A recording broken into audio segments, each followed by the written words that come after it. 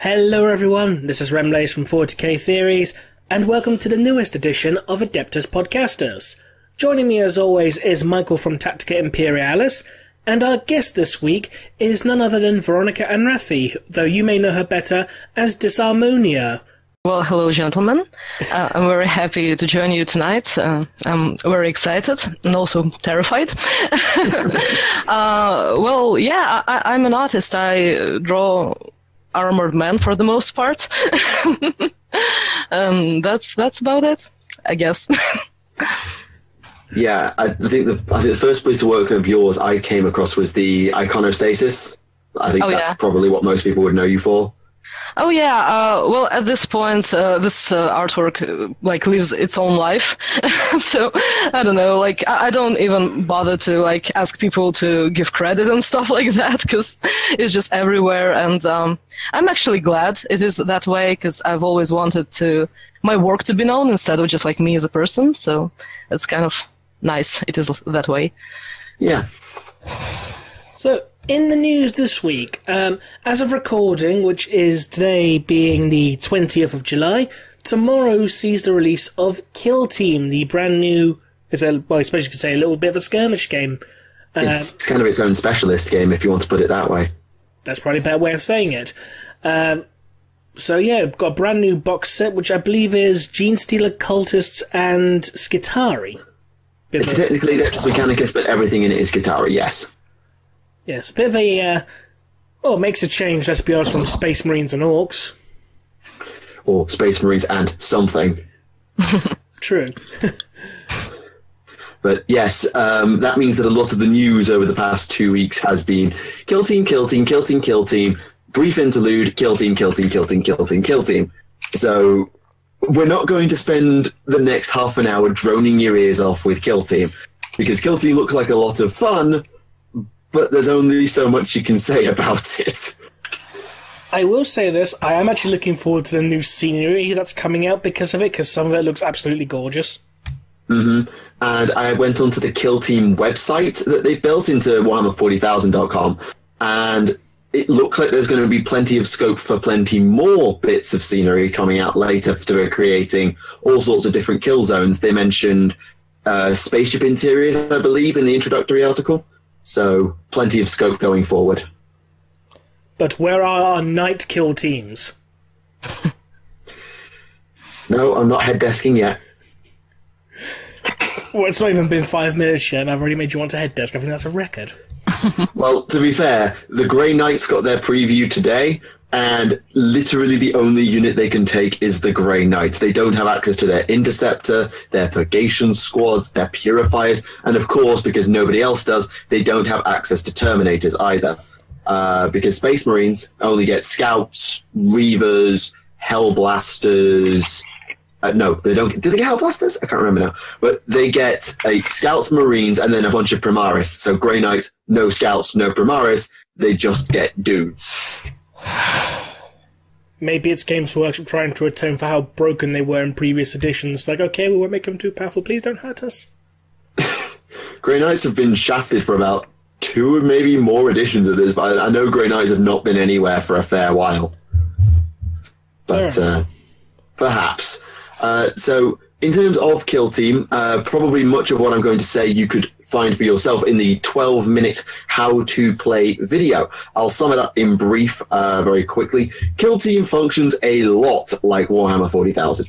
A heck of a lot. The stat line is broadly the same. I think there's a nerve stat on the end of it. Movement works the same, although it is it everybody moves together? Yes, yes it is. They have taken the initiative system, which is basically Age of Sigmar's battle round system, and nicked it. So you roll off for initiative, and that determines movement order and who goes first in the shooting and the combat phase, because both phases are you go, I go. You can use a ready stance, so you can, I believe, not move in order to shoot first, which is quite a nice change, which means that you can guarantee to get a key shot off by giving up your movement. And charging units do fight first, as they do in regular Warhammer 40k. You also have more morale mechanics involving broken kill teams and cowering and things like that. But broadly speaking, if you know 40k, kill team works roughly the same. There's things to pick up, there'll be nuances, but there'll be things you'll pick up as you play. And in other news this week, Vulcan's Primarch novel is available as limited edition, and I've already got mine. And I've already ordered mine, but I'm not gonna get it for another at least 2 weeks, so that's unfortunate. And yet you'll still get a better number than I did. I don't think so. I had no luck with that, so... I've got like number 1937 out of 2500. When I get mine, I'll let you know how horrible my number is, and it probably won't be any better than that. It could be worse. I've tried to order the new battle tome for my Stormcast, and I got an email today. Sorry, it's currently out of stock and may not be available until mid-September. Wop wop. Wap wap indeed. It's because everyone loves Space Marines. True. I'm sorry, that joke had to be made somewhere. You made it before we went on air, and then you made it again when we went on air. Are you serious? Yes, because it wasn't recorded when I made it prior. Whatever. We've got to let the audience join in on the fun as well. Yes, I'm sure we do. And quickly with the PSA, with AOS, we have had a look at the comments, and it seems that people are quite happy for us to at least look into it. So probably after episode 50, because that one's going to be a bit of a mad one, we'll see how we go about working it in and all the things we do. So keep us coming with the ideas, and we'll see what we can do. Well, personally, as a viewer, I would appreciate more AOS stuff, because I sadly had no chance really to properly get into it and understand the whole thing.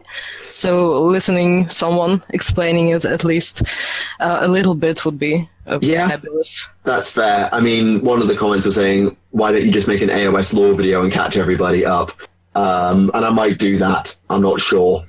So we'll see what we can do about it. If people have any ideas, let us know, whether it's gameplay, lore, or whatever, because there's a lot of fun stuff in there, mostly in the core book. So we'll see what we can do. Just thought I'd let you know. Speaking of AOS, I still can't believe you managed to get yourself a limited edition Nagash novel. Oh, yeah. Well, I mean, Lucky. It was just pure luck, honestly. I just had a friend at the event, and he was kind enough to ask me if I need anything, and I randomly realized that I really need this Nagash novel. I think it's actually still available, by the way, at the event, so maybe you can send some agents for you to pick it up. I'll have to do that, yes. Oh, that's pretty much all I do with the exclusives, because I have really no chance of getting there anytime soon myself, so I will always have someone on the spot to just like check for stuff for me and hopefully grab something. Yeah, in that regard, I was very lucky to have a couple of agents acquire for me the hardback reissues of Rogue Trader and Realm of Chaos Slaves to Darkness. Thank you, Tuppy and Perturabo, for that. Give them a bit of a shout out. Yes. Yeah, those two are pretty rare books these days. I think Realm of Chaos especially. Oh yeah, well this is the reissue that's available exclusively at Warhammer World. Oh, of course. Yes. Though they haven't done Lost and the Damned yet. Good thing I have an original of that. Yeah. So, have you had a chance to read your Vulcan book? Not yet, no. This week I've been reading through Path of Heaven, which I've been finding an absolute slog. I mean, so what's the broad premise of that one, just for those who don't know? It's basically Jagatai Khan and the White Scars are trying to get back to Terra, but then they're being chased by the Death Guard and the Emperor's Children under the command of Eidolon. Yeah. That's the really condensed version of events. And to be fair, when you put it that way, you'd think that would be a really, really good read, because White Scars need development, Death Guard we know are workable, the Emperor's Children are interesting, and one of the prime characters tagged onto the White Scars at the time is Revu Alavada, who, for those who don't know, goes on to become Janus. Well, I got to the bit where the White Scars find the Dark Glass space station.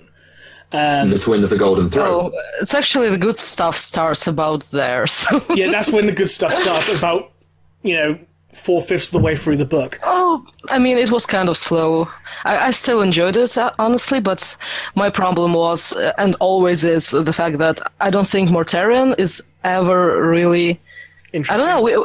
Well, pretty much. It's just I don't think we get enough insights on his persona ever.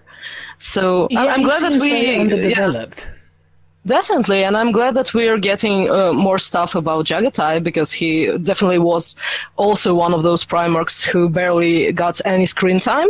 Oh, yeah. But now, like, Mortarion is like, I don't know much about him, and I've read like almost all the Heresy books, and he's like, when he's there, he's barely doing anything, and when he does, it's boring.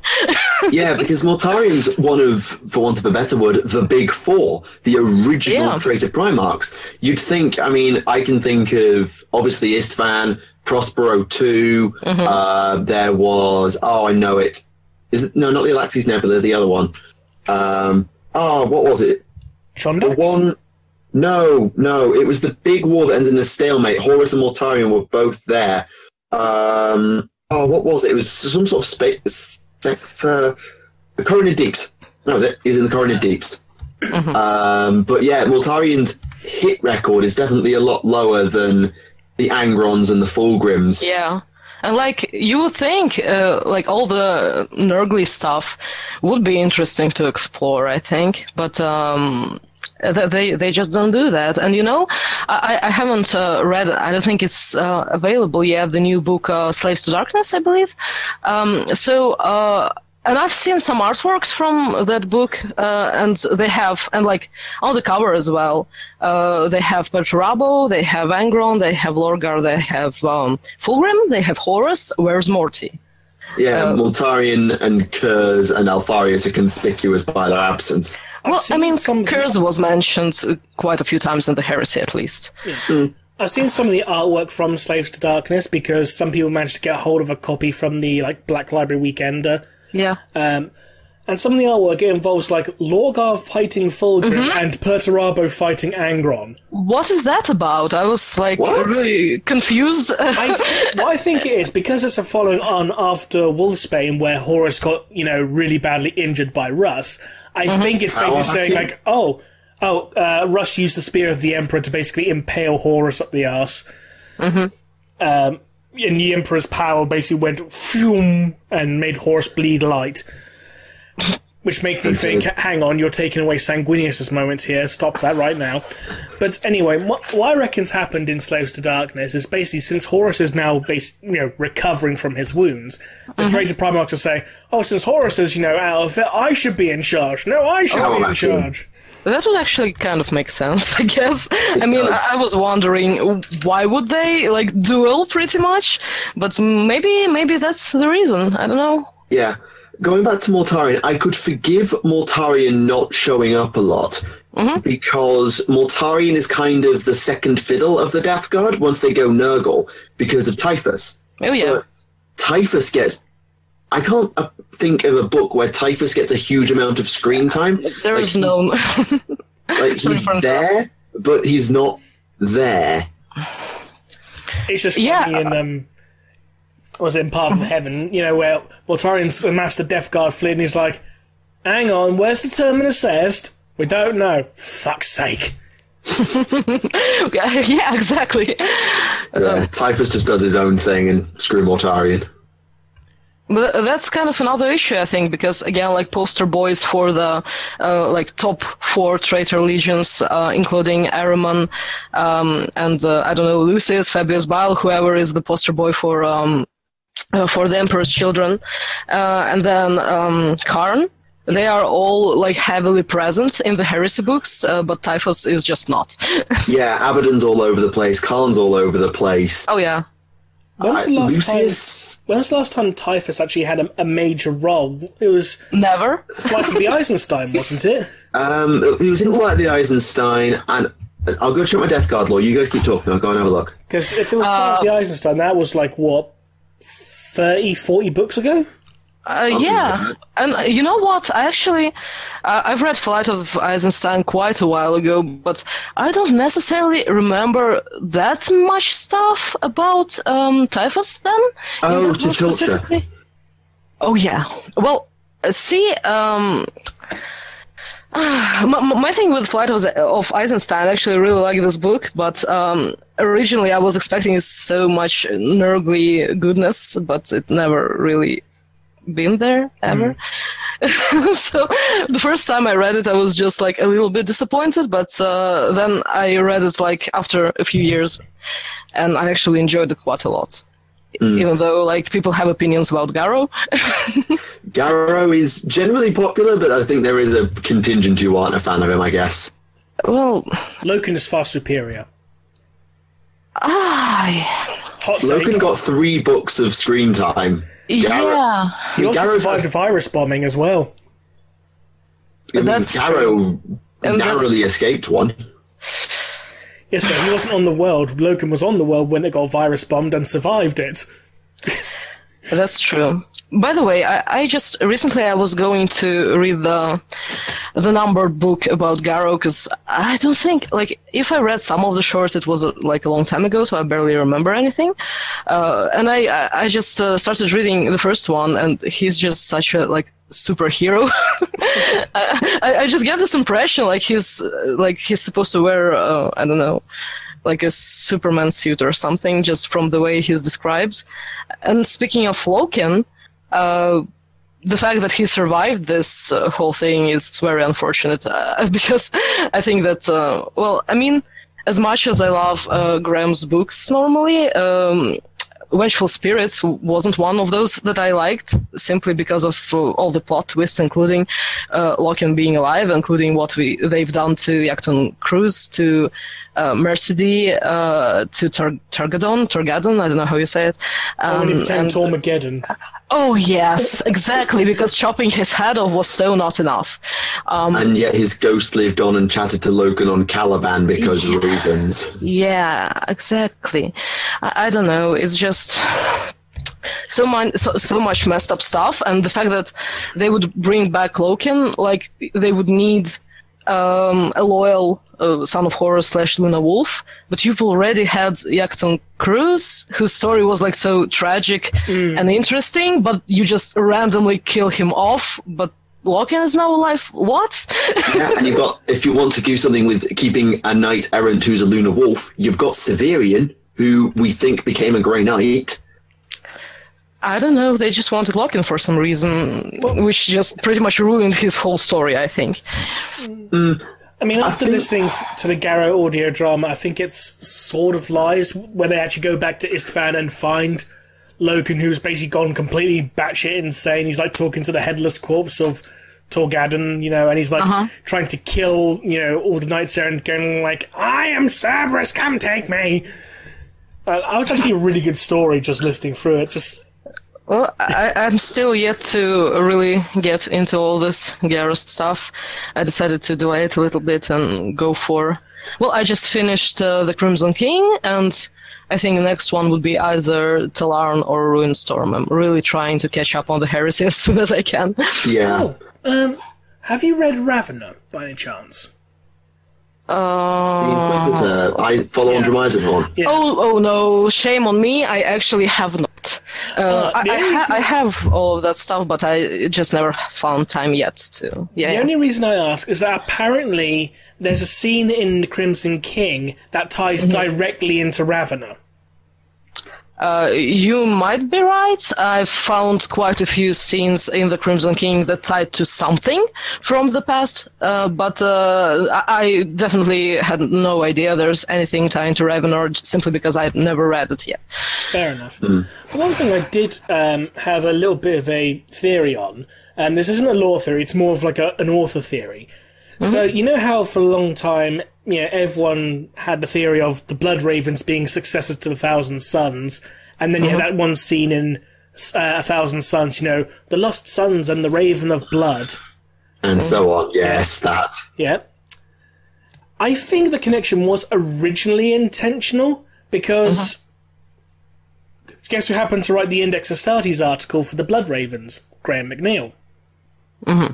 Didn't even give me a second to guess there. So the fact that he wrote the actual, basically the background fluff for the Blood Ravens and then dropped this massive Blood Raven hint in the Thousand Suns book, it makes me think it was intentional, but then someone said, stop that right now. Quite possibly. That's definitely plausible. I mean, to be fair, we've seen things that have just been left hanging and then sort of subtly retconned in a future novel. I'm sure it's happened before, even if I can't think of an example off the top of my head. Janus. Yeah, exactly. I mean, what was the old theory on Janus? Oh, it was Omegon, wasn't it? Yeah. That was it. It was such a good theory as well, because there was that story, where First Man's having a vision, and he has, he sees a statue representing Alpharis and Omegon. It's a statue of Janus, from, history. And it's like, huge hint. It's like, stop that. Fuck's sake. Yeah, it's one of those things. Just something that struck me when you were talking about Loken. I've recently been doing some research into some of the more modern Astarte, and someone that comes to mind with Loken in some ways is like never seems to stay down and constantly pulls off bullshit. I couldn't help but draw a Cato Sicarius analogy. Oh, that's going to be divisive, isn't it? All right, hear me out then, hear me out. Sicarius is an individual who has gone up against 2 demon princes and killed one, and then the other one ran off and got lost in the warp going back to Ultramar, then inexplicably, as of this moment, turned up and is just under Guilliman's tutelage again. Also, he one-shotted a Catan because a Deathwatch guy, who may or may not have been his squad mate from the past, happened to give him a Vortex grenade, and he happened to be close enough, just as the Catan killed the Necron Lord. Also, he managed to refuel his jump pack by basically plugging a Tau power source into it from a battlesuit. I completely skipped over that in my research because it was so damn weird, I just didn't bother. But yeah, Sicarius is... I know Sicarius is not popular, but if Guilliman is willing to compare him to Aenid Thiel, then I think... That's an insult to the memory of Thiel. Thiel was awesome. Thiel is awesome, but what he means is, like, very good fighter, good tactician, just got no sense of diplomacy, and has a massive stubborn streak. I'll tell you what, that was... When I started reading Dark Imperium, just seeing that first bit in one of the earlier sentences, like, Second Captain Aenid Thiel, I'm like, hooray, he survived the heresy! Aye. Unlike some people, like Sanguinius. And don't say it's too soon, he's been dead since 1989. Going back to... Actually, just one more thing on Sicarius. I have a theory, and this might sound dumb. What if all the tutelage that Guilliman is giving Sicarius is not just getting him to skip the queue of Ultramarine succession, like they've been talking about for years in the writing and probably decades in the canon? What if he's setting him up as legacy planning? Because Guilliman's not immortal. He can die. We know that. And there are no Primarchs around right now, because he doesn't know where Johnson is, Ross is missing, Korax is a bird demon transforming thingamajig. Khan's missing, Vulcan's flip nose. So maybe he's trying to set up, rather than Calgar as the natural next Lord Commander, maybe he's trying to set up Sicarius. It makes sense considering, Guilliman and Calgar don't really get on. Don't get on at all. It's like, so Calgar, you fucked up. I'm going to tell everyone here, yeah, you fucked up. But no, you fucked up. But my lord, you fuck up. Yes, I'm going to stay here in Ultramar for a bit to ensure that everything is going as my decree, side-eye, because, yes, an implication that Calgar's not doing a good enough job running Ultramar. And maybe it's telling that Agaman was left behind and Sicarius is the one directly under Guilliman.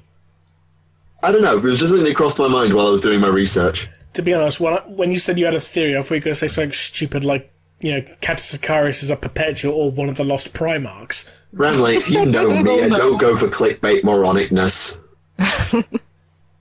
True. Oh dear. No, it turns out he's a Tau Space Marine. There we go. How's that? That Sure. Actually, I just spotted something. I went around and had a look at some of the old rumour engines from the last couple of weeks. I'll put the images into our little group thing in case you've missed them. But one of them looks like a very Homunculus Coven-esque stitched cloak. I'll just drop it in now. Oh yeah, I saw that. I'm hoping it's a new model for Fabius Bile. I'm hoping that's his coat. That's just the first thing that came to mind, honestly. Yes, considering we've seen the Demonet Keeper Secrets Slaneshi claw thing, it would make sense that it is Fabius Bile's coat. Homunculi came to mind for me, but that wouldn't make sense. And let's be honest, out of all, the Chaos Space Marines who need new models, Bile is one of them. Khan had his new model. Araman had his new model. Typhus had his new model. Where he's breakdancing. What the hell is that? That's the other one. I dropped it in because I wasn't sure. First thought was it's something to do with a portal, because the new AOS spell portal looks a bit like that. But I can't think of a faction that would use it in 40k, so I didn't know if it was an AOS thing. I just thought I'd drop it in for discussion. It's a giant fisheye.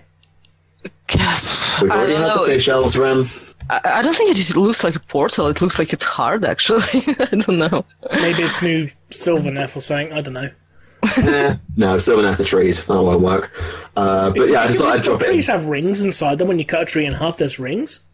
Not like that, they don't. Yeah. Yes, but then again, most trees aren't, walking around.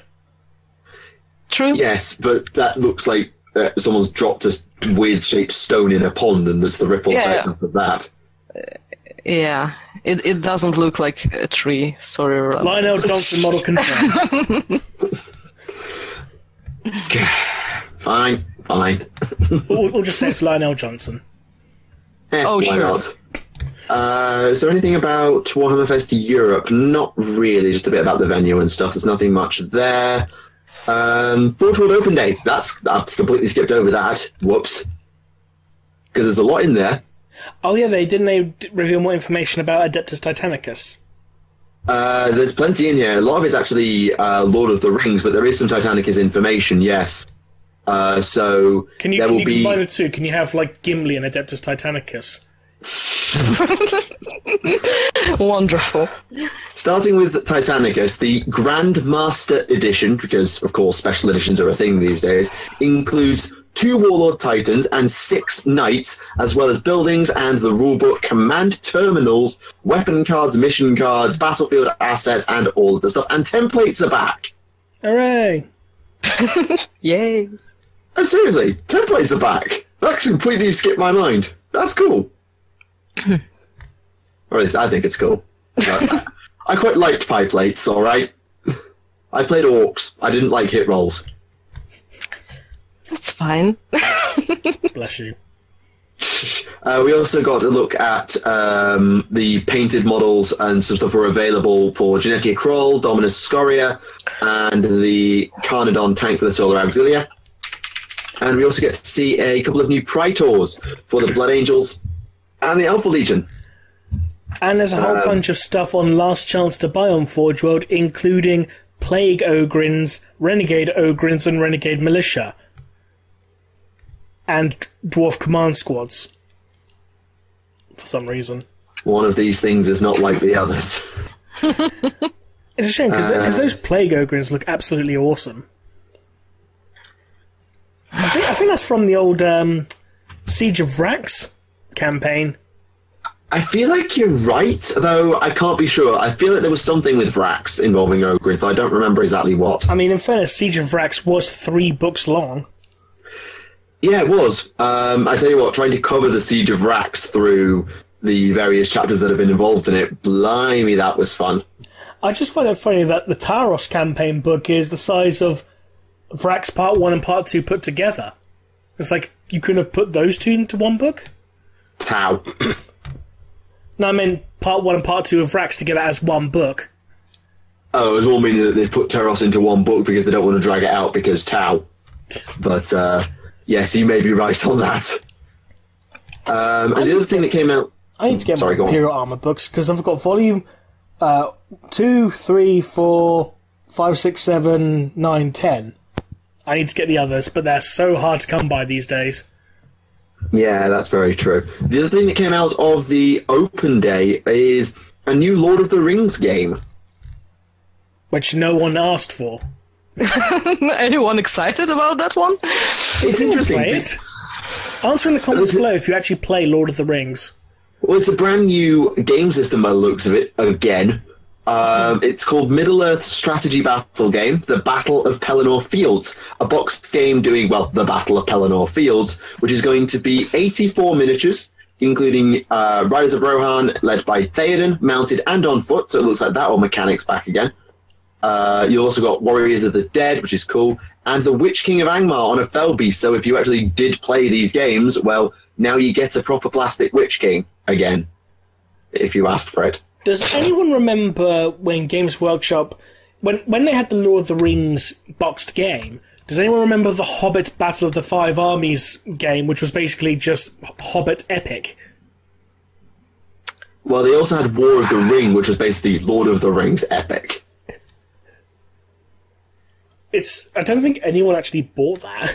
It's just interesting that the Lord of the Rings stuff, you'd think, considering, well, GW made good minis and it's got a very good license behind it, you'd think it would have always done well, but it just never did. I remember seeing, like, you could get the box sets available in W.H. Smith's, which is like, for those of you who don't know, it's kind of like, you know, a magazine/stationery/bookstore here in the UK. Yeah, and it's got a cafe these days, I think, in some places. It's a bit of an everything store. Yeah. Like, back in the old days, you could literally go into a W.H. Smith, there's a whole bunch of stationery, then you got a whole bunch of books, and then you got videos and games. It's like, what is this shop? It's also a news agent. It's like, what? Yeah, I sort of described it as a news agent come bookstore, but it's not even that. It's weird. It's really weird. It's just W.H. Smith. Yeah, there's a reason I shop at Waterstones if I want to buy something from Black Library. Speaking of Black Library, Jagatai Khan's book is now available as a mass market release.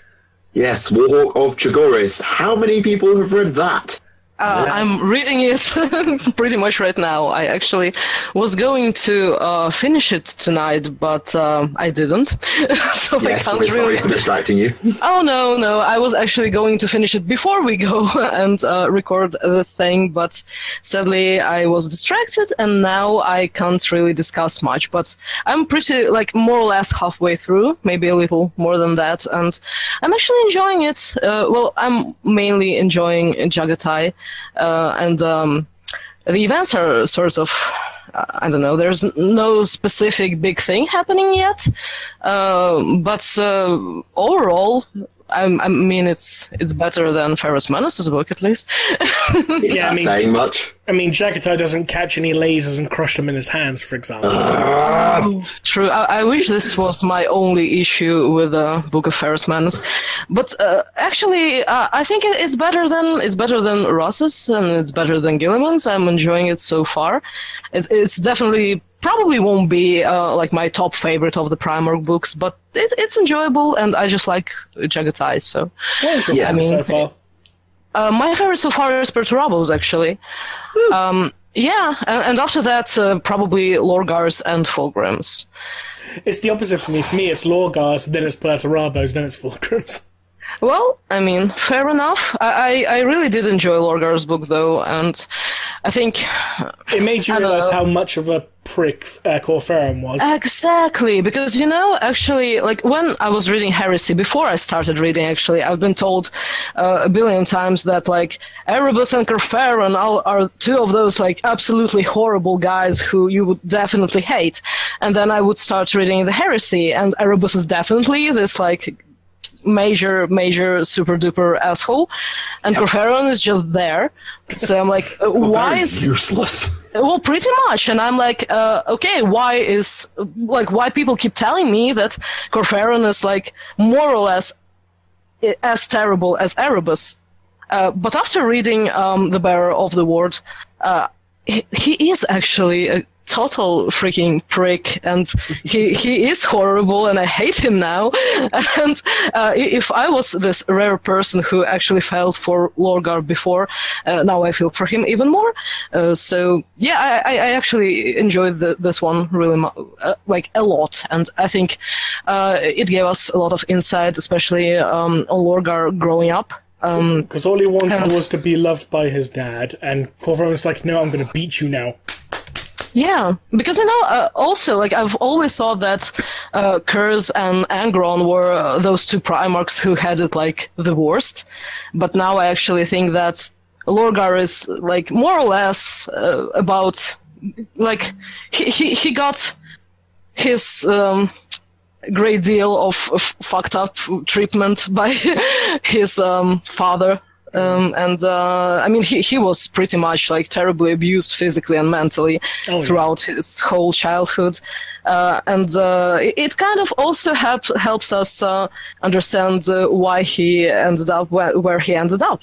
Because he had this whole issue from the very beginning, and he was just used as this tool by Corferon, and then he was used as a tool by the Emperor.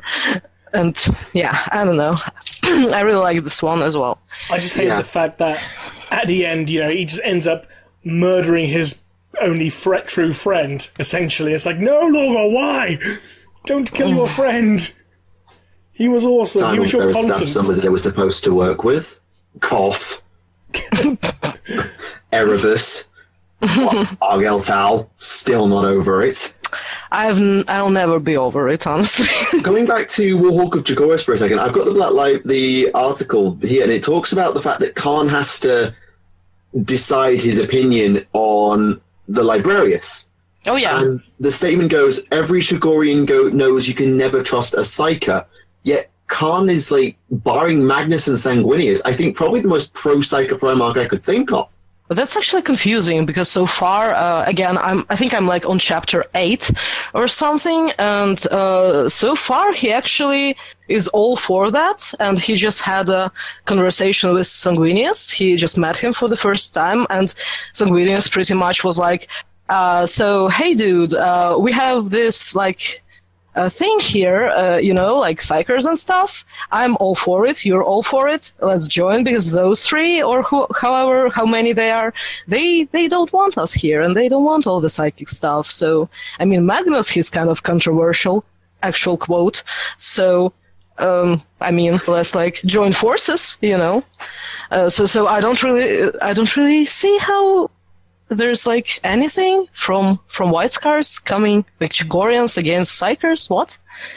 I think you haven't gotten to the scene yet where Khan's having the meeting with Sanguinius and Magnus.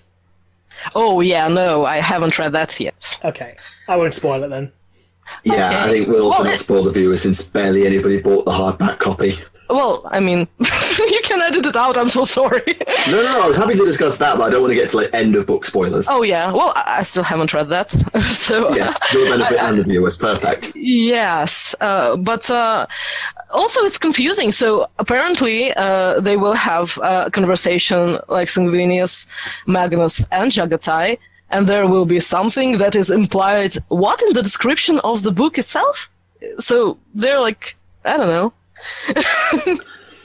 Why would they spoil that? Because just reading the book, I'm still unaware of this event. And it turns out the massive plot twist, like, that Khan likes to drink alcoholic milk. That's true, he does like to drink alcoholic milk. There's a scene early on where he like a picture of alcoholic milk. Oh wait, well, I mean, is it alcoholic? Is it just like fermented milk? How like that's basically alcoholic. Yeah, because when you ferment something, it produces alcohol. Yeah, but I mean, it's not like something that would be easy to get like wasted on. No. To be fair, Space Marines don't get wasted unless they're Space Wolves. That's because they're drinking petrol. Yeah, it's literally the most deadly thing they can find to drink to get them drunk. Well, you gotta do what you gotta do. I can imagine this conversation between Khan and Russ just goes, yeah, milk drinker, and he's like, yeah, and? I like the taste. Yeah, it'll be good actually with the Primarch series because obviously we've got to look into Khan now, and we've got to look into Lorgar's early life, which is so important to who Lorgar becomes. We get to look at early Fulgrim, and both of you really like Perturabo, which is a character who I would suspect a lot of people either don't like or don't particularly have an opinion on. So it'll be interesting, given we talked about Mortarion earlier. Oh yeah. When he gets his book, how will that change things? But you know what? The sad part about this whole Primarchs series thing is Ferrus Manus, who was also, as Mortarion, and still is a character who barely has anything deep written about him. Well, he died. Well, sure, but he wasn't dead before he died, so he probably did some things. And we didn't get pretty much anything on his past, on his upbringing on Medusa, on his relationships with other Primarchs, or at least with Fulgrim. So I really hope that with Mortarion they won't make the same mistake, because I really want to learn more about Mortarion. And I disliked Ferrus's book that much, mainly because I was expecting to finally learn more about Ferrus, and I pretty much got nothing at all. So would you prefer like his life on Barbarous under the not quite sure what it is father figure, where he meets the people and learns he's human and all of that stuff? Or would you rather see him after he turns, before he turns? What sort of Mortarion would you want to see most? We'll see. Actually, I mean, most of those books are like pre-heresy stuff, right? Or like really early, or growing up on the home planet, or something like that. So I would prefer anything that would let me like understand who Mortarion really is and what he's about and what he was like before the whole shenanigans happened. So. Yeah. That's about it. I don't really care if it's about Barbaros or not. I just want to know, like, the character better. I just realised we've had 2 books detailing Perturabo's early life. We've had his Primarchs novel, and we had his story in the Sons of the Emperor anthology, when he was basically Conan the Barbarian. Oh, I think I actually haven't read that one, because I got from, with the help of my agent, I got the Sons of the Emperor book, and I only read the one with Sevatar, of course. So, yes, when Sevatar calls Araman a patronizing Terran shithead. Exactly, what a wonderful story. Right, so, I'm just going to let you 2 Night Lords for 5 minutes. Well, no, I was actually going to say that I haven't read Perturabo's story, but I've heard from you on this podcast about him being Conan the Barbarian. So that's about it. Yeah, he literally, he goes and slays a Hydra, then he eats a Quetzalcoatl. Wonderful. Because why not? Glorious. Yeah. I mean, it's not as weird as the story where, on Sicarius, where Corax appears out of a cloud of smoke and it's surprise! Yes. It's like, I can turn into a flock of ravens now. I haven't read this one yet as well, but I'm also super confused already. You weren't Trust me, we all were. I mean, when I was reading the description of this cloud monster with many teeth and many mouths, I thought it was either, one of the Umbra, from Xenology, or if it was like, an astral spectre from Rogue Trader, those spirit monster things. I thought it was like, oh, it's a throwback to one of them. It's like, but that's Corax. Yeah, Lorgar goes, "This is not a demon. Show your true form, brother." And then and just, surprise, it's Corax. And all the barbarians are like, the fuck? And I just realised I got to do a callback to an earlier joke from many episodes ago. Oh god, that's an ancient one that got animated in the 2nd episode of Adeptus. That's surprise, it's Corax is an ancient joke. I'm so happy I got to use that again. Yeah, it's good we can pull an old joke out and use it again. Oh, yeah. Corax has had a novel in the Primarch series, hasn't he? He's got one coming out after. He's got the next one coming out. Oh, he's next, isn't he? Yes, sorry. And then after that, it's Angron. Yeah, that's true. I'm going to be interested about the Alfarius one. I reckon going back to Angron quickly, I think his is going to be his time on Nuceria, because it's called Angron's Slave of Nuceria. Yeah, exactly, and it's written by the guy Jan Saint Martin, who wrote this wonderful audio short about Conrad Kurz and Raining Man. So I'm expecting fun stuff. That was beautiful. That was wonderfully marvelous, and considering this author is able to write something like that, I would expect Angron to have a lot of fun time. Have you read his novel about Lucius? No, sadly, not yet. It's That. It's a literary LSD. Well, I mean, let's just suppose one of the first scenes in the book is literally a mutant performing fellatio on Lucius's sword. So, oh my fucking god! Yeah. Actually, you're right about the Angron thing. I'd love to see Slave of New Seria, or insert working title here, because we could get the conversation. You know, that conversation between Emps and Angron. And I've come to take you away, my son. Fuck you, you're not my real dad.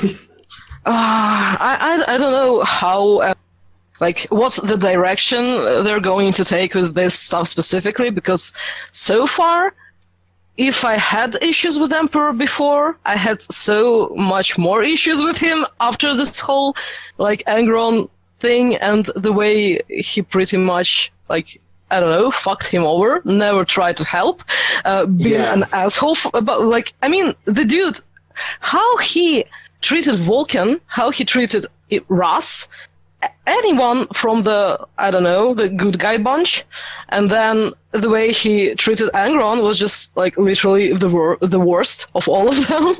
He just, you care about those people down on the planet. Well, I don't. Let's join here. Come fight with me, my son. I actually was going to die, down there with the only people that actually matter something to me. I kind of made a promise, Dad. Yeah, no, that's not important. And not like I'm the fucking emperor and I can help you. Yeah, I get comments to this day on my "Why didn't the Emperor help?" theory video of it's so bleedingly obvious he could have just helped. It does feel like it was because the plot demands it.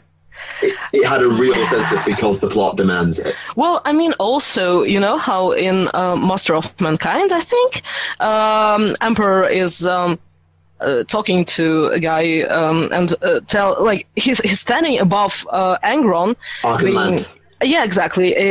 So he is pretty much referring to him as a number, as a unit, as this tool that he uses, and he doesn't really they want to see me as his father, as their father, and they like to see themselves as my sons, but they really are not, right? So so I don't know. It's kind of confusing. The funny thing is, Gilliman noted the same thing in Dark Imperium when he said about when he had his meeting with the Emperor. Mm-hmm. The Emperor was happy to see me, not as a father's greeting a son, but as someone who's found their lost tool.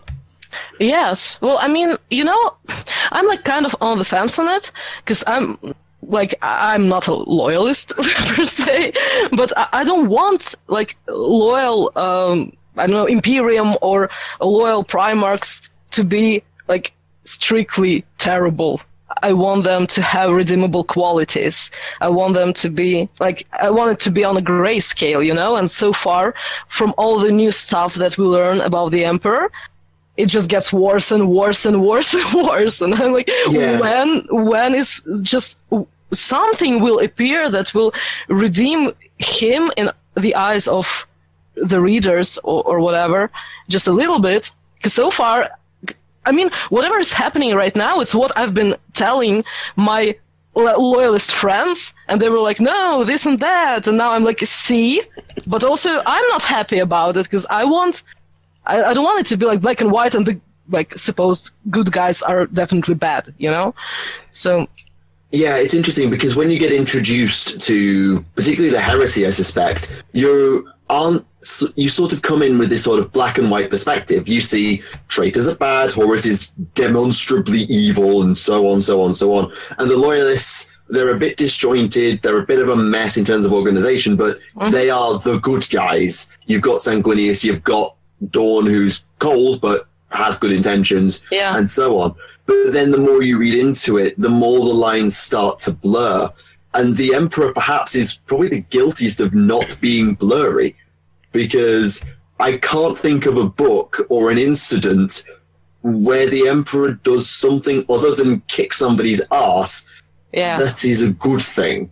Yeah, this is true. The well, only I one I mean, can think of is in Deliverance Lost when he's talking to Korax and he's like being really like warm and almost loving to Korax. It's like, let me heal you, my son, and I will give you the knowledge to make your legion again. You just got to bear all these traps and gun turrets. If you survive, you can have it.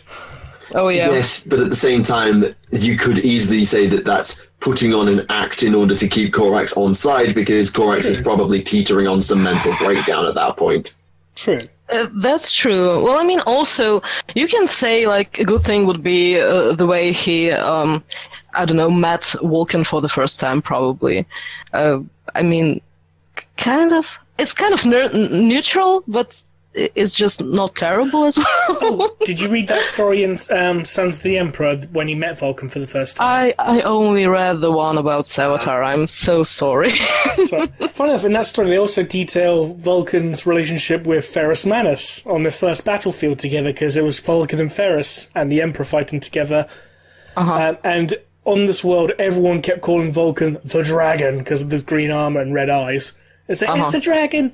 And like, there's these weird blood priest people who are trying to stir the people up to fight Vulcan. They launch this missile, but then Vulcan just runs towards the missile. It blows up in front of him. Everyone's like, is he dead? He's fine, but now he's cradling a child. It's like, he saved our baby's life. Everyone loved him. It's like... Just Vulcan being Vulcan. Vulcan being Vulcan, he just goes and saves a random baby's life.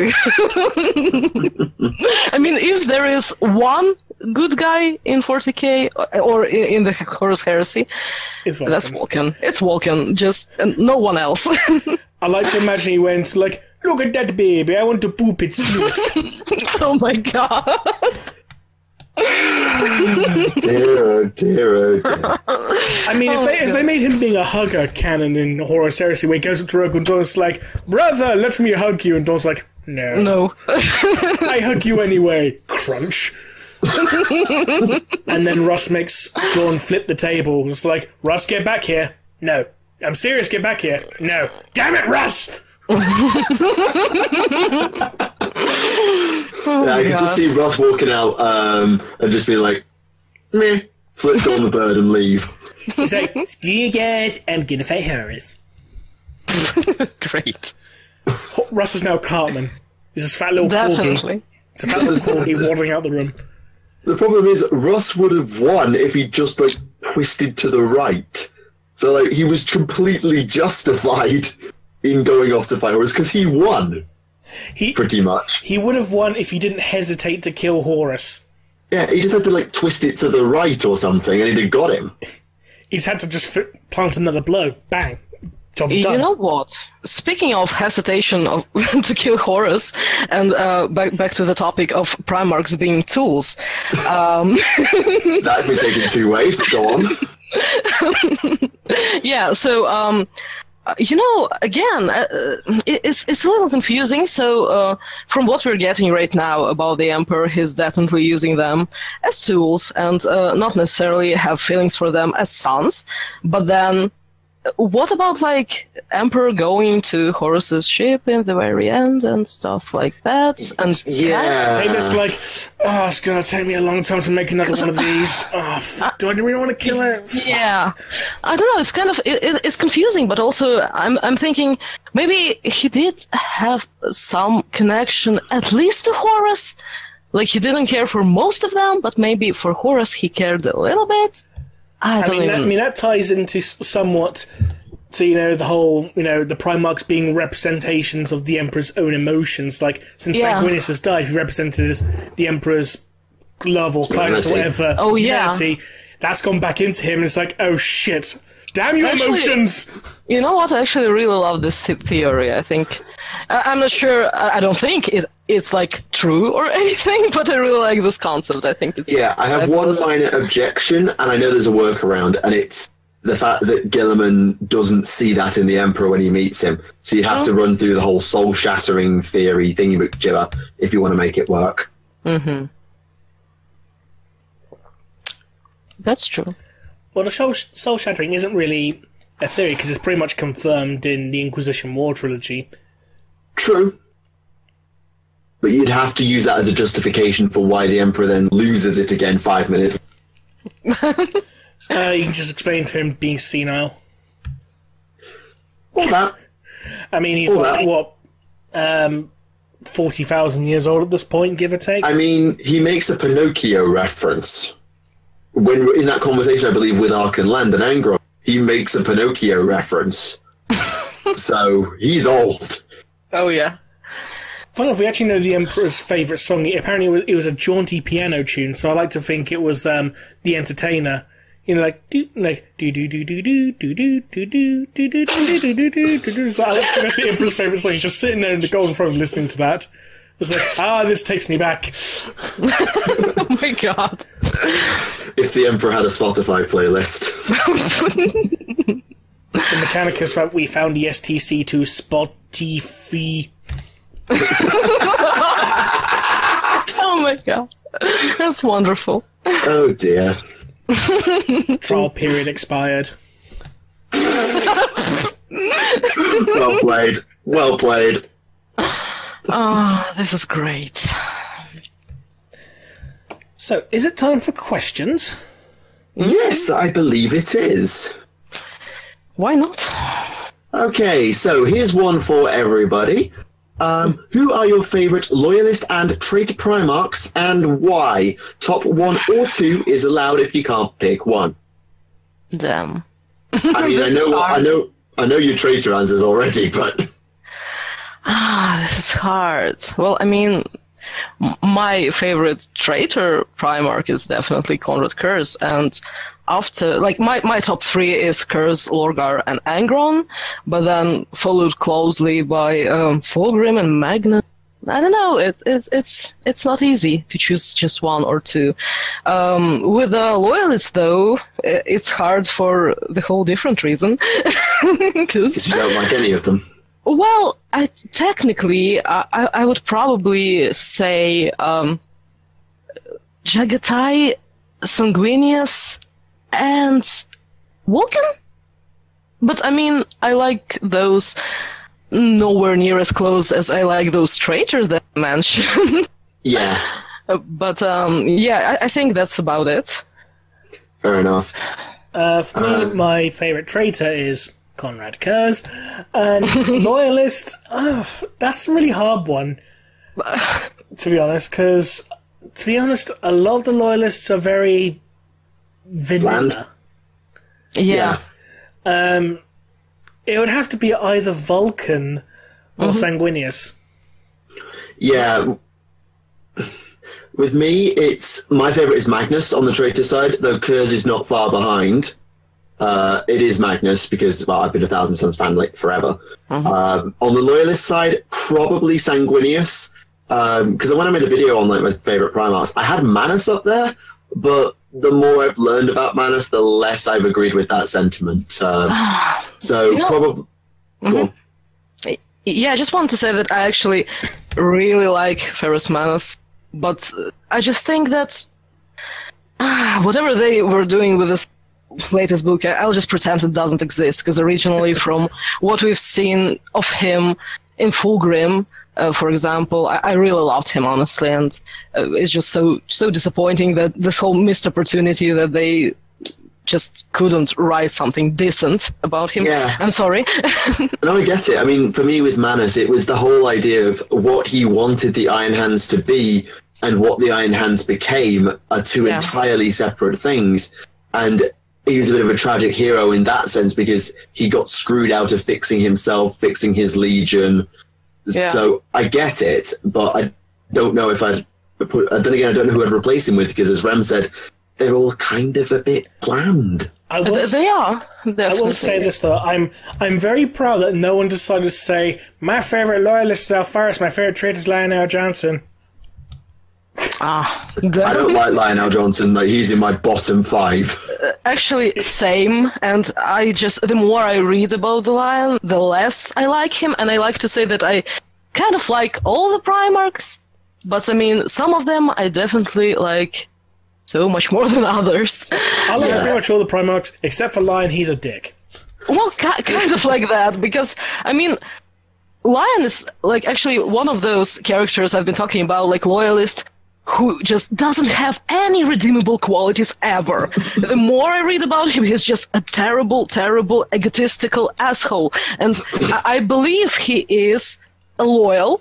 I don't think he's a traitor, but he is loyal not because of the Imperium.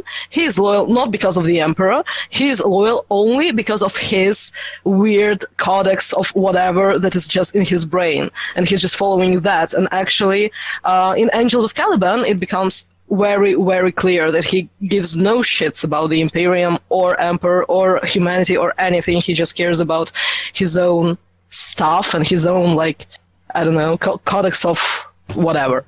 What's interesting about that, though, is I don't know if it's in Angels of Caliban or something else entirely. Fate Weaver can't turn him. If Lion was egotistical enough to be entirely about number one, you'd think the appeal of chaos would be quite strong with him, and yet not even Fate Weaver can flip him. Well, maybe his stubbornness is that strong, though. Possibly. It seems like it. It definitely seems like it. Yeah, my least favourite is, more so now that I've got a bit more info on Lorgar, it's Fulgrim. I don't like Slaanesh, so Fulgrim is just, no, sorry, can't do it. I don't know, dude. Well, see, yeah, go on. I get why people like Fulgrim. I do, because I get Tragic Hero corrupted, but I just find his turn so pathetic, and the fact that he chickened out of flipping back. And yeah, this whole thing is really confusing, though. I agree on that, like about the turning back and stuff, since he got rid of the demon, right? But still, Fulgrim, I just think he's a very complex character, and this is why I can't dislike him. He's also fabulous. But yeah, I don't know. I mean, I do agree that his turn wasn't like necessarily too tragic in terms of he was like kind of at fault. Yes, but Demon Blade, Forrest, what are you doing? Oh, just fight for me. Okay, done. Yeah, kind of like that. Anyway, I think he has a really interesting backstory and everything that is going on around him, and it affects him, and I think he is really complex, and he is not one-dimensional in any way, like Lion, for example, and this is exactly why I can't dislike him. He's a good character. He might not be like my choice, but he's just a good written character, pretty much. Yeah, it's kind of like Erebus and Corferon. They're so well written that you have to hate them. You cannot. Know what? I disagree. I'm sorry. No, go on, explain it. I'm completely open to being argued with here. Go for it. So, Erebus, I won't really go for Corferon, I guess, but Erebus specifically, I don't like him as a character, and this is not because he's a massive asshole, because you can be an interesting massive asshole. Okay. But so far, Erebus is just like a mustache-twirling villain, and that's about it. We don't really know why he's like that. We don't really know where he's coming from. We don't really know what turned him that way. Was he ever nice? Ever a decent human? We just know that he is an asshole, and since he is such an important character in the heresy, and he like pretty much was like at fault for everything, right? Yeah. I would have expected to see like something more written about him, just like to let us know why, because so far it's just nothing. He's just bad, and this is why I don't like him. I mean, to be fair, that was basically Lorgar until 6 months ago. Not true, because Horus Heretic. Okay, not entirely true, but for a long time, a lot of people would find it difficult to sympathize with Lorgar and see where he's coming from, at least compared to a lot of others. At least that's what I felt. This is true because they haven't read First Heretic, because again, I know a lot of people who terribly dislike word bearers, and most of them just have this idea that is very one-dimensional of them just being really religious zealots, and no one likes religious zealots. But again, if you read the First Heretic, which is actually my probably #1 favorite heresy book, That's a good book. You actually like understand and learn about him, and you get that Lorgar actually was like this purest soul, honestly. Plus, now after reading the Bearer of the Word, you know how terrible his background back at his home planet was. And so he has a lot of growth, and he actually is well developed, especially at this point. But I think even just the First Heretic did like a great job. So yeah, I don't think it's a lot of people dislike Lorgar, but I don't think they just read enough about him, to be honest. And with Erebus, there's just nothing to read about Erebus. So oh well. Possibly. Okay, next question, because we've talked for quite a while. Yes, Sorry for rambling. No, it's all good. Always encouraging a debate. If the Vengeful Spirit was destroyed, could it potentially release the souls trapped on board? I don't know. I'm going to guess yes, but they'll probably end up getting eaten by demons in the warp. True. I think someone's just trying to justify Sanguinius right now. Yeah, I don't think it's gonna happen, to be honest. What I do want to see, though, speaking of the Vengeful Spirit and the souls on board, when Aaron Dembski-Bowden writes the 3rd Black Legion book, I want to see a scene with Abaddon talking to Sanguinius, like Sanguinius is trying to convince Abaddon's like you're being very naughty or something to that extent. Oh my god. Not that childishly, but like, you know. Oh, I'm excited for anything that will the 3rd book be. Just because I'm a fangirl, I'm sorry. We just have to wait another 3 years for it. I know, right? Also, good luck getting your limited edition copy of Talon of Horus on eBay. I'll tell you in private something. I'm not gonna tell it on record. Okay, moving on swiftly.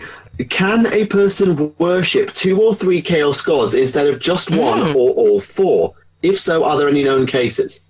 I think it's a very interesting idea, to be honest. Yeah, because either you go to 1 or you're Chaos Undivided. I've never seen a Nurgle and Khorne worshipper. You wouldn't do Slanesh, Khorne, or Nurgle Tzeentch because diametric opposition, but yeah. You could in 2nd edition, like you could have a Chaos Sword, like you can pick 1 or more marks of Chaos. You could have like the Mark of Khorne and the Mark of Tzeentch, for example. I know it's extremely weird to have both of those, but you could have both, yeah. Huh. That's so interesting, by the way. And like, sure, there's like this opposition thing anyway, but just imagine this shenanigans. It basically becomes a Be'lakor situation, just on a much smaller scale is how I think about it, because Be'lakor can play the gods off against each other whilst benefiting all the gods because he's a pawn. But the fact that you're worshipping 2 gods means whoever you choose to favour gets power and so on. It's a small scale, but maybe that's why people don't do it. But you know, what actually I'm thinking right now is, was it in Fear to Threat, I think, where Sanguinius was actually like 2 demons, one of Slanesh and one of Khorne, were trying to make Sanguinius join them, and I thought that it's a very interesting concept, even though I wasn't like necessarily a huge fan of the book itself. I thought it was very interesting that both of them actually thought that Sanguinius would be a good fit, and so I mean it's just interesting. I would have seen this combo. Because wasn't it Commander and Nikari? Yeah, exactly. Yeah. It's quite funny that, you know, in the 2nd edition lore, Nikari was actually a demon prince, not a keeper of secrets. But again, I don't remember those things. You also had McCatchin, who was a Lord of Change, but he was also a demon prince at the same time. Wonderful. Fascinating. Inkari is such an odd one, because I've only ever heard of Inkari in the Teclis story of old fantasy. I think you just cut out, yes. Yeah. I've only heard of Inkari in the Tyrion Teclis story. I've never seen him in 40k, or I'd completely forgotten he was there. Well, there you go. Okay. Just answered that. If the Emperor never existed, would Terra have exited the Age of Strife? No. Well, I mean, there's probably like a second best guy of some sort. Didn't the Age of Strife only really end because, Slaanesh got born? Yes. True. The Age of Strife itself is tied to the fall of the Eldari, yes. But would Terra have been able to be unified and get out of its rut that was going on at the same time? I think is probably a better way of putting it. Maybe Malcador could have done something, I don't know, so you have, Lord Malcador. Yeah, well, that's what I meant by the second best guy, but again, who knows? Maybe not. Or we just have, Fallout. Yeah. Bunch of techno barbarians who are walking around just going, I don't want to set the world. Actually, I think what would have happened... Wonderful soundtrack. I think Mars would have taken Terra. That's what I think would have happened. It probably would have, considering they were invading Terra to nick all the technology from the barbarians, going, we'll have that, thank you very much. Yeah, I could have seen Terra being taken over by the Mechanicum as a base, and Mars is given over to industry. Possibly. Okay. Next question. So, this is sort of a longer question, so I'll skim it down. Do you believe it is finally time for Slaanesh to make its grand return to AOS and Okay, now that we've got all the stuff going on with that? And that follows up by saying, do you believe that Fulgrim and Bio will get a release or redux? And if there is a release, what would you like to see as new units or overhauled designs? Well, there was the rumour engine that could have been Bio's new model. Oh, yeah. Which is, obviously, that was published after this comment. Fair enough, yeah. But, yeah, I think it would be good to see some interesting... and I think the Noise Marines need a big overhaul, badly. Keeper of Secrets does as well. Yeah. I think we need to see kind of a Zangor or a Poxwalker equivalent, so a Mortal Slaaneshi unit, because AOS will get that.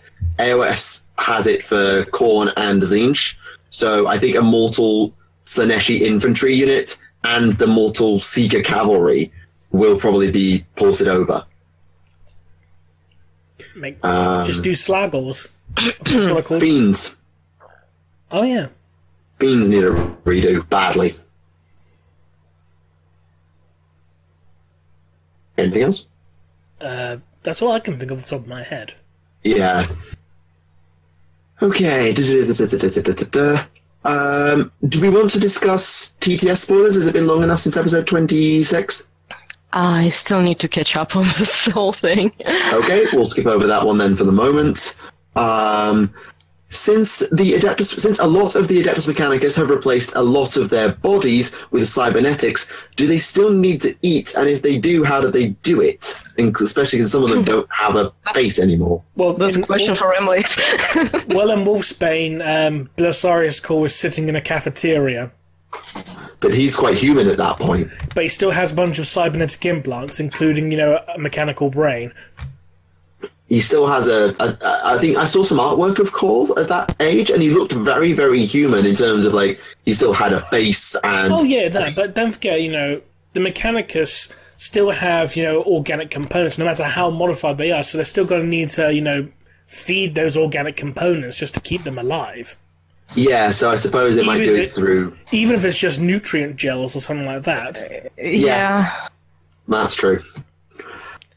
I just find it, Hester Aspersia Sigma, basically giant mechanical spider with a bunch of brain boobies.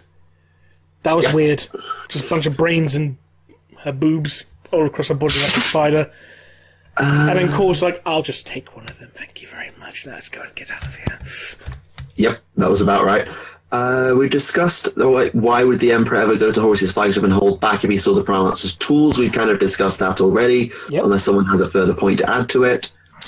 I think I said everything. At least I said everything that I thought of. I can't think of anything. Okay. Have the Chaos Gods been shown to show any concern about the hive mind interfering with the Great Game? Not that I'm aware of. Yeah, because you'd think that they'd give at least a little bit of a damn, because Tyranids beat demons. See Shadowbreak twice.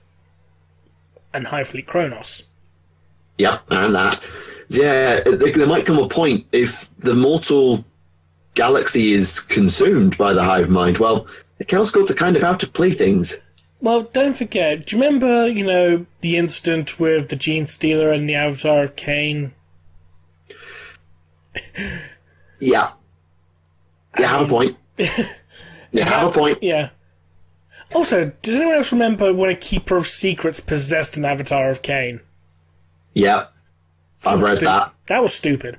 That was utterly stupid. I'm sorry, I thought that was completely stupid. Yeah, that was stupid. Like you had a demon possessing a god. What? Well, shard of God, technically. Actually, do you know why Cain was shattered into shards and not consumed? Have you heard the story?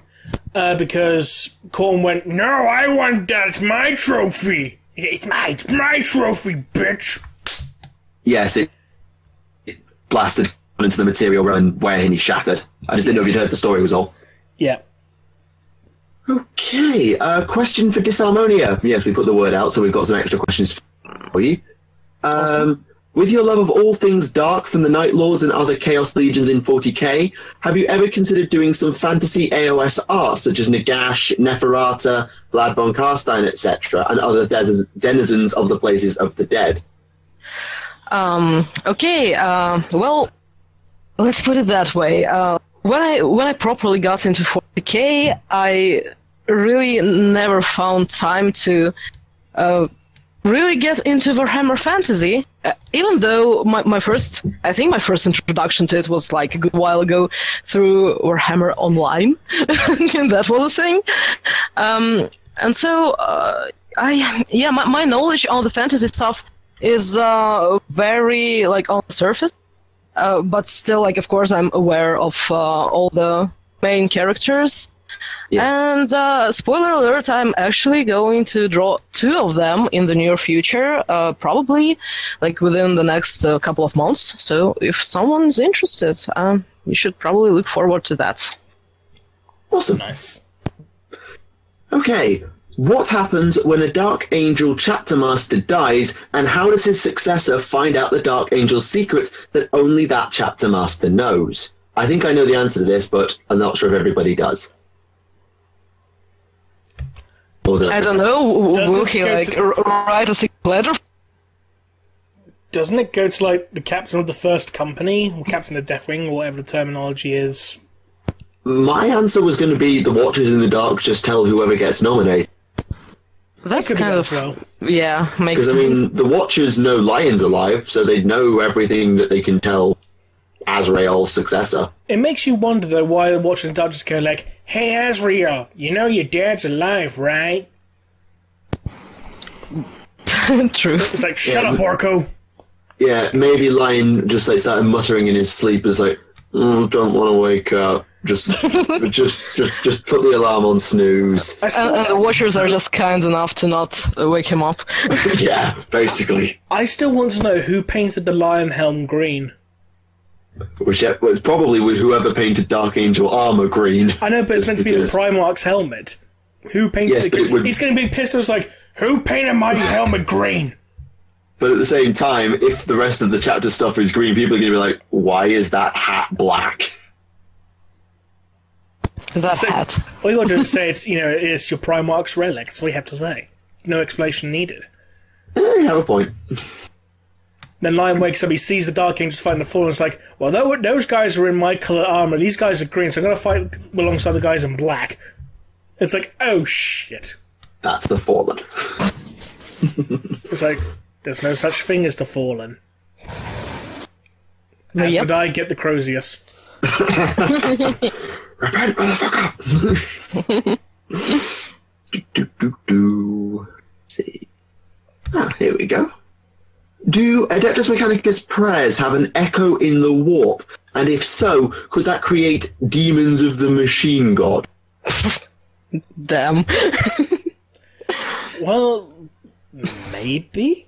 There's one of those, like, everything has a reflection in the warp, so why the not? I mean, if the greater good can have a god, then sure, why not? Like, what would they look like? Oh no, we know they'll look like, because, do you remember that scene in Wolfsbane where literally, like, Horus pulls out this tube or whatever, and there's literally like a computer virus or something that's got tentacles, but it's also binary code with tentacles. Wonderful. It's like, what? It's binary code and tentacles.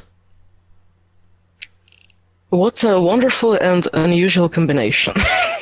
Yeah, that's a new one on me. It just turns out it's like, this has got the coding for this old program known as hentai. Hence the tentacles. Both the head desk. Achievement unlocked. Never mind. Okie dokie. Is there a possibility that there is a Catan shard deep in the Tau homeworld, subtly influencing the race to be more technologically advanced, and so on, so forth, kind of Void Dragon-y for Tau? That's always a possibility, but then again, you'd think the Tau would have noticed, like, hang on, what are all these ancient ruins, like, deep under the ground? Well, considering maybe... Considering there is, like, you know, a Necron tomb on Mars as well. Valid. So, you'd think if there was a shard on Tau, there'd be a Necron tomb complex somewhere, and the theorists would be like, what the hell is this? What is this giant green glowing man? Yeah, I mean, what are these feelings I'm having? I mean, there are a lot of Necrons in that region of space. That's where the Saltec dynasty. But yeah, possible, but long shot, I think is the way I would answer it. Yeah. Question for Disarmonia. Are there any books or websites you can suggest for helping one to improve their drawing skills? A wonderful question, and I think Google would probably answer better than I would, because honestly, I don't necessarily use any books if I want to. If I want to learn how to draw something specific that I've never tried before, I would just Google that. And I mean, in this day and age, there's plenty of tutorials for everything. So, for example, like if I'm working on something and I need like a lightning, I would just Google like how to draw lightning, and I will pretty much get like at least 10 tutorials to use. So, I don't know. There's definitely a lot of books that would help you draw like traditional stuff, and just to draw like anatomy and to learn about perspective and composition and things like that. I don't think I can actually give advice just from the top of my head, just because I don't really honestly use any of those. So yeah. I'm sorry. No, that's fair. Maybe I should actually, but that's totally fine. What is your opinion on the Salamander novels? I assume the ones by Nick Kine? Well, if we're talking Heresy, Salamander, I think they mean the series. The series I haven't read, honestly, yet, so maybe you have opinions, because I don't. I have opinions on the Heresy stuff. In truth, I haven't either. Like, Salamanders, apart from as a Legion, never really grabbed me. Well, I mean, maybe I will someday. I have a friend who books, so maybe I will give them a shot someday, but so far, I think all that I've read about Salamanders was in the Heresy, and kind of recently I read Deathfire.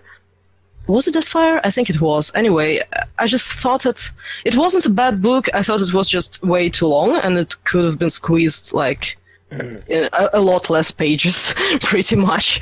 That's about it. Yeah, makes sense. Question for me. How would the Tau Empire react if they found out that Farsight is alive? Oh, prepare yourselves for a funny little conversation. Right. They do. Sort of. Because there is a case, either in the 4th or 5th sphere, I forget which, probably 5th, of a Tau commander directly refusing an order from Aun Va. Well, hologram of Aun Va. Complicated. Aun Va's not alive. And this commander legs it, and him and his nearest and dearest defect straight to the Enclaves. So somehow there is knowledge of Farsight being alive, of the Enclave's existence. Wasn't it Torchstar that did that? No, this is a new one. Is it O'Rear? Give me a second. The Mutiny on Junica is the event, and it was Orin. Sorry. Okay. Because I know, like, if anyone starts talking about Farsight, they conveniently disappear. Yes, that was basically the plan. So I'm just going to go off Lexicanum here because I don't have a Tau Codex to go and check. The Edification Corps descended upon Junica to take Orin and her entire command into custody, but by then they had fled to the safety of the Farsight enclaves. Intent on ensuring word of Orin's refusal did not spread, they sequestered everyone on Junica who had witnessed the encounter, and as for the remaining Firecast, they were broken up and dispersed. Well then. Indeed. Yeah, so it's just an interesting one of, there is a underground knowledge of the Farsight enclaves, but it's not exactly common knowledge, I think. I wonder if, like, a bunch of Tau civilians or whatever, you know, view people who say that Farsight's alive as being these conspiracy theorists, like, you know, people, like when people say Elvis is still alive, I reckon, it's like, in Tau society, it's like, do you know Farsight's still alive? It's like, you're just talking conspiracy theory bullshit. Go back and sit in front of your computer. Yes, maybe. I know that there are still elements of the Firecast, particularly on Viola, who, despite his censure and stuff, do look up to and somewhat venerate Farsight. So there is, he's in memory, but I'd be interested to see how many know he's actually alive, as opposed to just knowing the enclaves exist. I just want to look into. Am I the only one who's getting, like, a strongly reminiscent story between the Tau and Farsight enclaves, like with, you know, the Protoss and the Dark Templar from StarCraft? I'm now going to get an image like Entaro Farsight. I haven't played StarCraft, so... Well, I have, but I didn't like it. So sorry. Fair enough. Yeah. Next question. Okay. Oops. In the 3rd edition of the Chaos Space Marine Codex, you could take a Demon Prince without it being a monster. Are there any Demon Princes in lore that are not hulking monstrosities, and is such a thing common? Well, I know in Warhammer Fantasy you had Valkyria the Bloody. She just had wings, and that was basically it. Yeah, I feel like I can think of one that was like...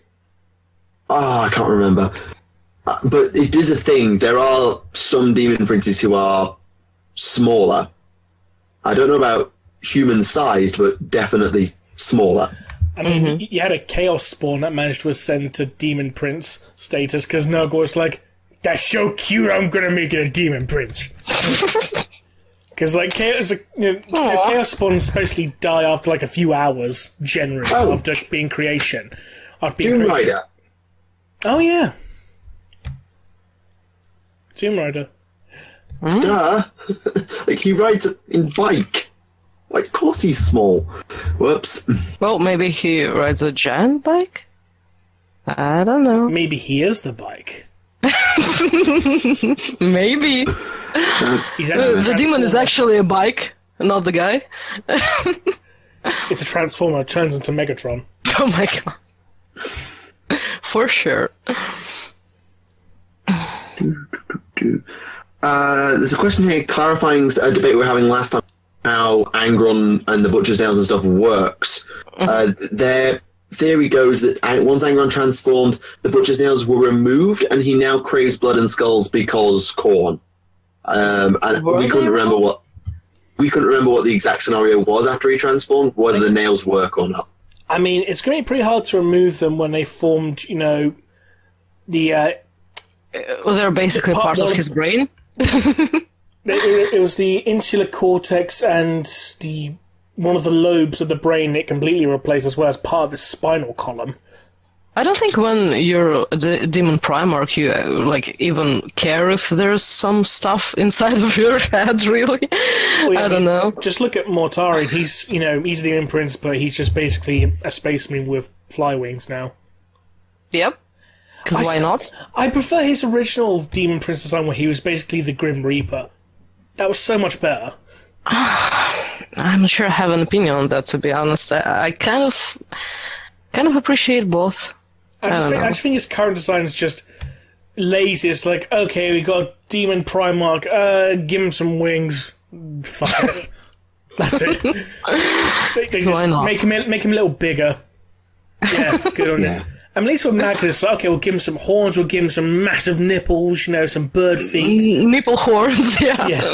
Yeah, Angron, make him a giant bloodthirster. Yeah, pretty much. Literal snake thing. Naga. And Mortarion just stuck some wings on. What about Perturabo, though? I don't think there's... No one knows what it looks like. I don't think there's any information on that yet. We've whined about that several times on the podcast. Oh, we can do that again. Shoot. I like to think he's basically a giant obliterator. Yeah. Probably. I don't think he has wings, though. No, I think he... Or nipple horns, for that matter. I just think he'd be like... nipple missile launchers. That would be great.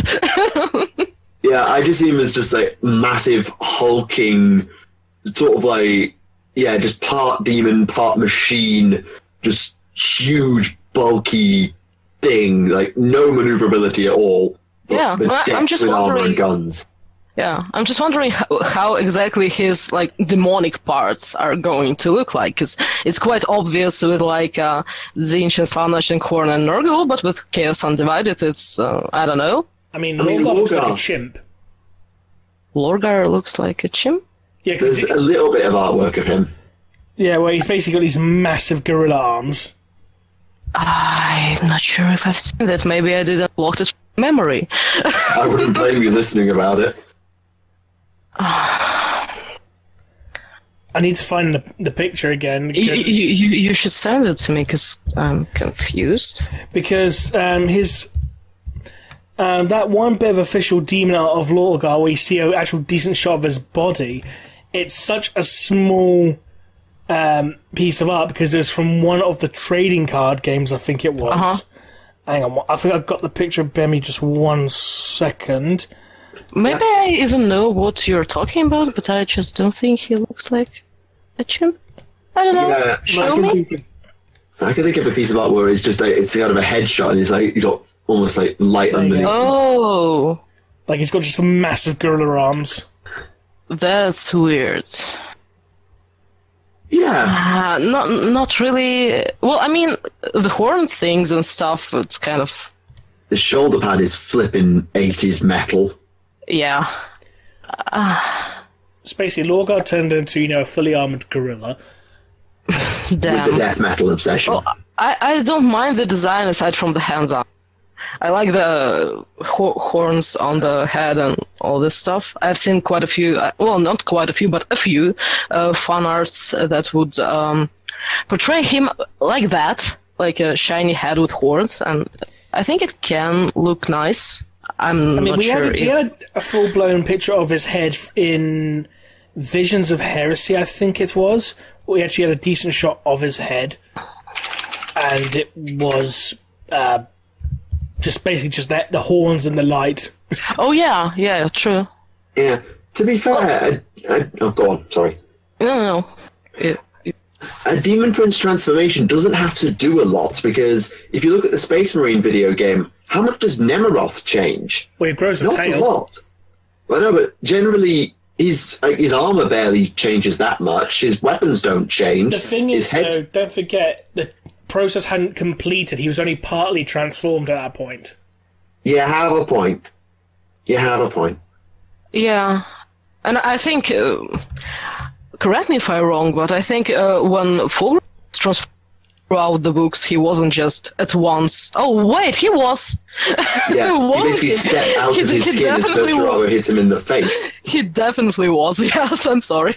Yeah, he stepped out of his skin like a snake as Perturabo went to massacre him in the face. Yeah, true.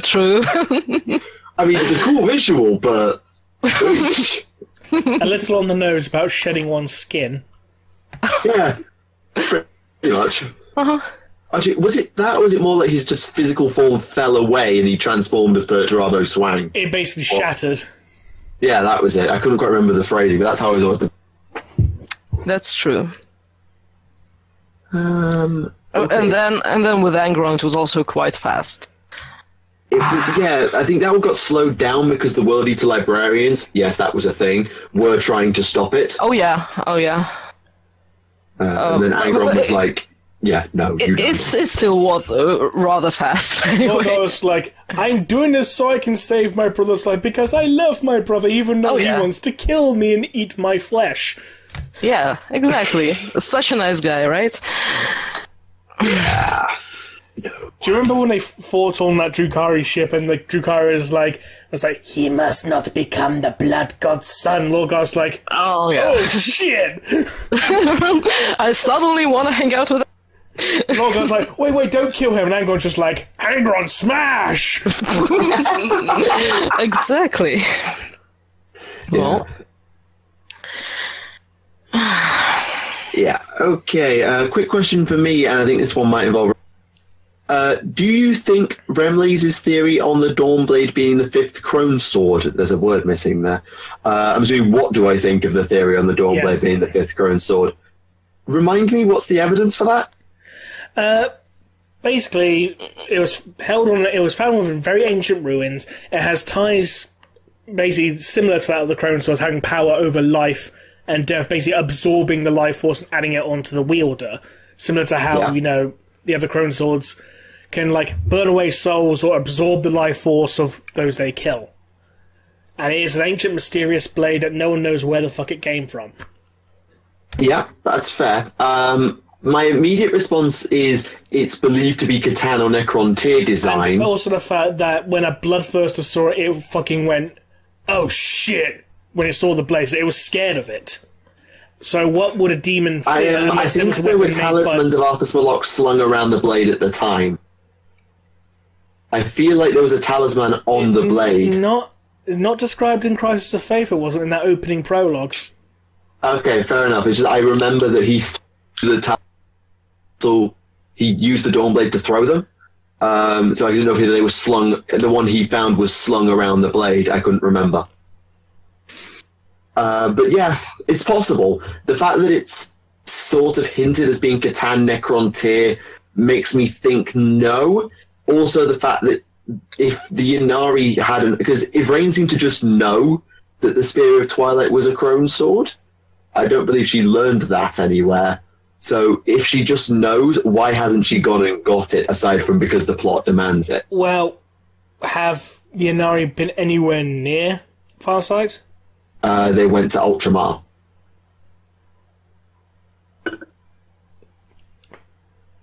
Yeah, but from a galactic standpoint, while being close, it's may not necessarily be close enough for her to actually register as like, oh shit, on this world, several planetary systems away. Yeah, true. It's a bit of a hop to get from Macragge to Violos. Fair. Considering, with the whole, the 13 Black Crusade, the Secretrix Benedictum, the Nids all coming in from that direction. Shadow the Warp, blocking out psychic signals. She may not even notice. Yeah, it's possible. My instinct says it's not, but I won't say it can't be. I'm willing to give it a run. And if they do it, cool. But that would mean Farsight has to die, because they'll take it off him and probably kill him for it. So, please don't. At least it leads up to a cool story between, the Inari and the Tau then. Agreed, but it ends in Fast like dying. So it ends in everyone dies. Actually, you have a point. This is Iliad. Yeah. I mean, Prince Ariel died, but he got better. Yeah, she stabbed him with a crone sword. Exactly. Let's have a look. Is there anything... I haven't done enough AOS reading to remind myself how that one goes. I need to go and reread Legends of Nagash. Done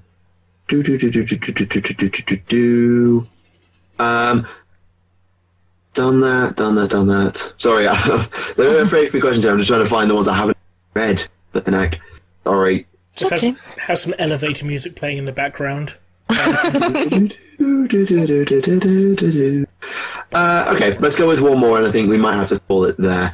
Could a Genestealer cult infiltrate or infect a Space Marine chapter? Because obviously, posing as them might be a bit much, but could they infect them? According to Cult of the War Mason, no. A Genestealer Magus, when he encounters Iron Warriors, flat out states that Astartes are immune to the biological gifts of a Genestealer cult. Oh, I missed that one. They can fall under the psychic control of Genestealers, but not under the biological control. So you can have Space Marines in a Genestealer cult, but you can't have Space Marine Genestealer cultists. Correct. Got it. They can't be infected with the biological matter because they're immune to it. But there was that Grey Knight and Incorruptible that had basically been mind controlled to basically be the enforcer of a cult. Yes. And they had all the Grey Knights going, "Oh my god, he's fallen to chaos." "No, it's alright, it's just Genestealers." "Oh, it's okay then." You'd think they'd be a bit more stringent considering the one who was infected was a fucking purifier. What? Yep. Who wrote that? I think it was David Annandale. Right. Okay. Many questions. Not the time for them, but many questions. I'll need to double check. Give me a moment, I will double check. Yeah, that's fair. Okay, there's one question here that I just found while you go. It was David Annandale, yeah. Okay, good to know. I'll keep that one stored away in the locker of things I don't quite understand. Okay, here's a fun one, a slightly fun one to finish. I've recently started a Renegade chapter army themed around the Marines' Malevolent. Okay. Any ideas on anything special I should put into the army to preserve their levels of dickishness on the table? Civilian casualties. Yeah, just waves of cultists. Because don't give no shits. And model dead salamanders on your bases. Oh. And make a chapter banner with basically Marine Malevolent beating up a salamander. Yes, careful not to stray into angry Marine territory, but yes, this sounds dickish. Also, obviously you can't play like a dick because then you'll never get opponents, but I'm sure... take lots of whirlwinds for whirlwind spam. They're saying Renegade. Not Chaos, though. Yeah, the thing is, Renegade things do have a rule in the Chaos Codex. I don't know. Like for record says and stuff. Yeah. You can do it either way, really, I suppose. Take loads of whirlwinds anyway. Fuck it. Fuck it. And just attacking civilians off the table. And broadly, that would be your questions. If you have a question for next time, although next time is going to be interesting, leave it in the comments with the word question, as always. Yes, so... Anyone have any rants to end on today? I've already had my little moan about my Stormcast Battle getting delayed. I've also got I've got a little AOS rant, but I've done it in a video separately, so it's fine. It's like, why is magic so complicated that it takes 3 commons of elves, like ages and complicated magic to dispel, able to be undone on a 5+ on 2d6? Like, just why? It's one of those weird things because AOS has got such good lore game crossover connectivity these days, but God, that rule makes no sense. But hey, that's a really tiny nothing. Fair enough. Anyone else? I don't know. In that case, if no one else has got anything else to add, we'll be wrapping up for this edition of the show. So thank you very much, everyone who joined in to listen today. And thank you very much to Disarmonia for joining us this week. No problem. I hope you had fun. Yeah, I did, definitely. And It yeah, wasn't as scary as you thought, was it?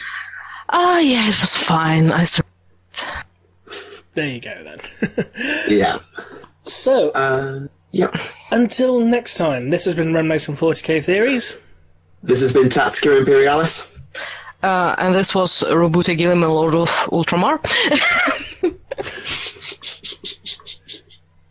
And we'll see you all again next time.